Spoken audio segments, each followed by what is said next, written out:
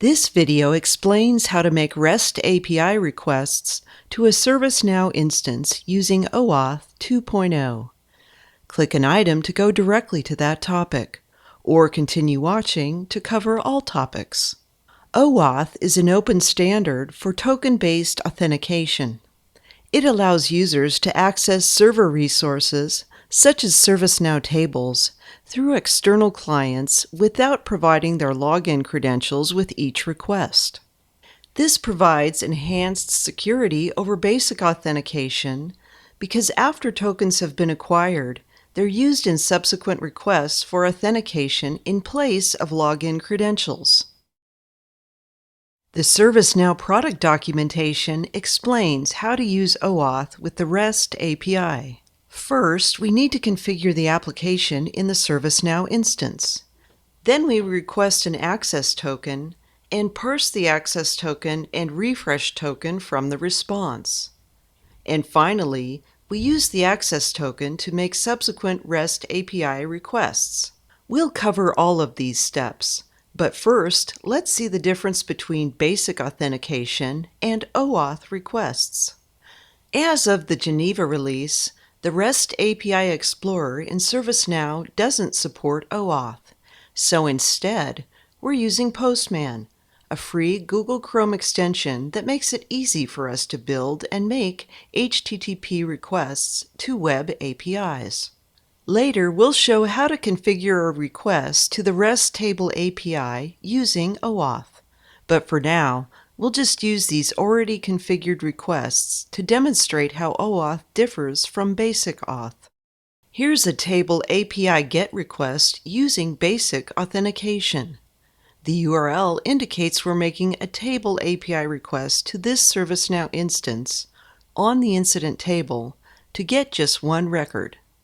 With basic auth, these credentials are submitted with each request. This updates the authorization header as basic, followed by the username and password encoded. And this other header accepts the response formatted as JSON, the default format for ServiceNow REST APIs. Here's the HTTP basic auth request that went out. And we got back a status of 200 OK, along with the requested data. Now let's look at the same request using OAuth. The GET operation and URL are exactly the same as for basic auth. But the authorization is different. Here the authorization header is bearer, followed by our access token.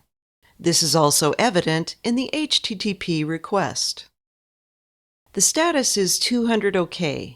And we got back the same data that we did with basic auth, without sending across our username and password. When making requests to the REST table API, the difference between basic auth and OAuth is in the authorization header. Requests using basic auth include an authorization header whose value is basic, followed by a space, and then the username and password, base64 encoded.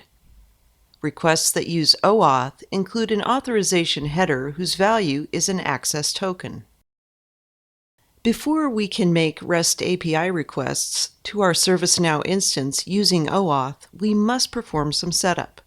The product documentation explains how to do this, but we'll walk through it.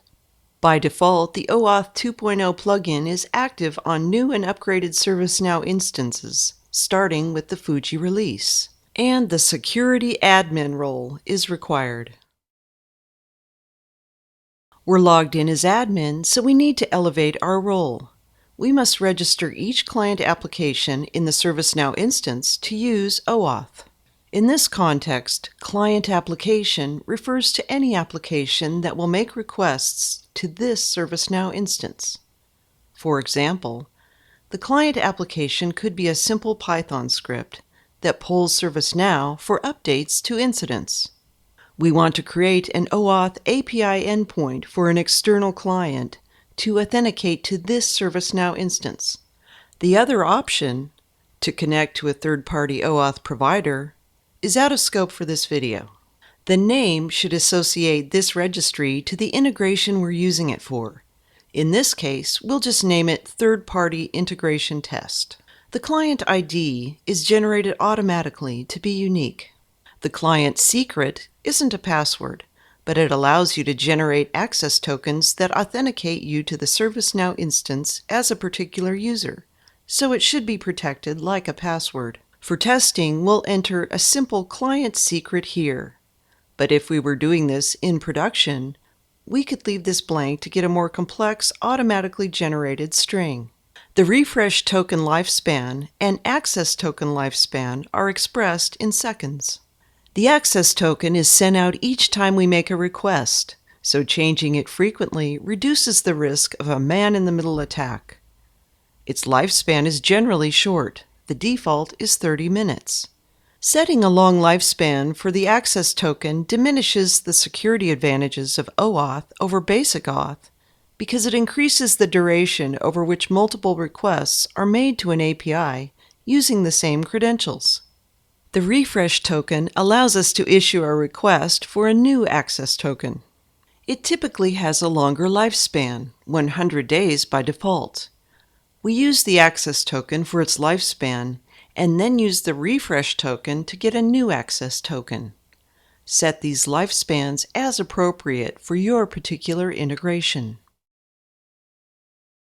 We need to note the client ID and client secret to use in our client application, so we'll copy and paste them into a text file for temporary storage. As with user passwords, be careful where you store these because they can be used as credentials to make requests representing you. Before we can make OAuth requests to the REST table API using an OAuth access token for authentication, we need to get an access token and a refresh token. The product documentation explains how. We're going to need this later, so let's keep it handy. Here are the OAuth API request parameters. We'll need them too. We're using Postman for our example, but we could use any tool that can make an HTTP request.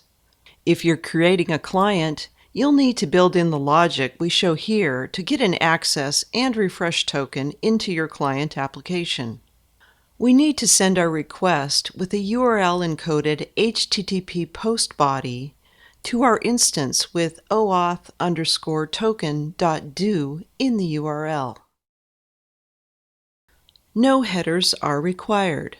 In the body, we specify the URL encoding and required request parameters. And the response will be formatted as JSON and contain OAuth tokens. Grant type is password. And here we copy and paste the client ID and client secret from our text file. Finally, we provide the username and password for the user account authorizing the access token request.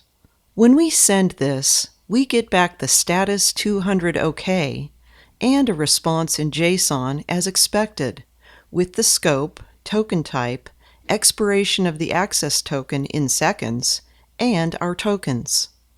We should record these tokens because we'll need them in the future to make ServiceNow REST table API requests by using the access token instead of our username and password. Postman allows us to save requests we've made for later reuse, so we'll create a REST API test collection and save this request there in case we want to test it again later. The product documentation gives an example of how to make a REST request with an OAuth token. The token allows the ServiceNow instance to identify which user is sending the request. All access control rules applying to this user in the system also apply to these requests. This example is in curl. Later, we'll show how to send requests from a terminal using curl, but for now we'll do it in Postman, using this to guide us. In curl, the H flag allows us to specify a header for our request, and by default, if an HTTP verb isn't specified, curl will send a GET request. And here's how we should format the URL.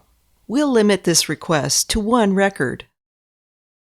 Our request needs to specify accept and authorization headers. We just copy and paste our access token from our text file. When we send this, we get back the status 200 OK. And here's the response with one record from the incident table. Again, we'll add this to our collection for reuse later. Remember, when we registered our client application in the ServiceNow instance, we left the default lifespans for the refresh token and access token. So our access token expires after 30 minutes, and we must use the refresh token to request a new one. Instructions for how to do this are in the product documentation. We used this table earlier when we first requested our tokens.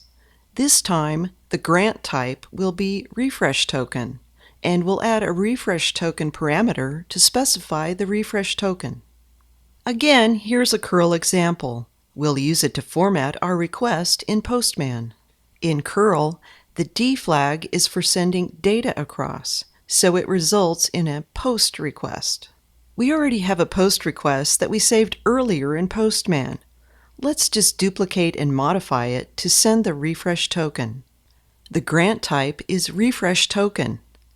The client ID stays the same, and so does the client secret. We don't need the username or password, but we need to add our refresh token.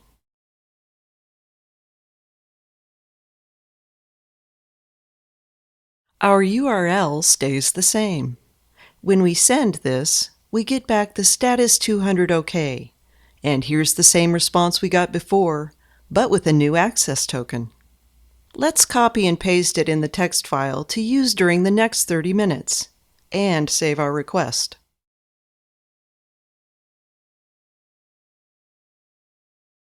All the post and get requests we've sent through Postman could be sent from a terminal using curl.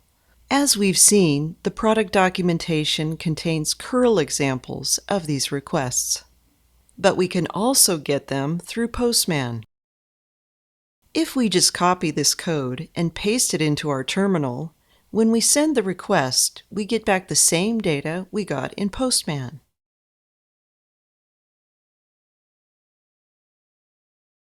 For more information, please consult our product documentation or knowledge base, or ask a question in the ServiceNow community.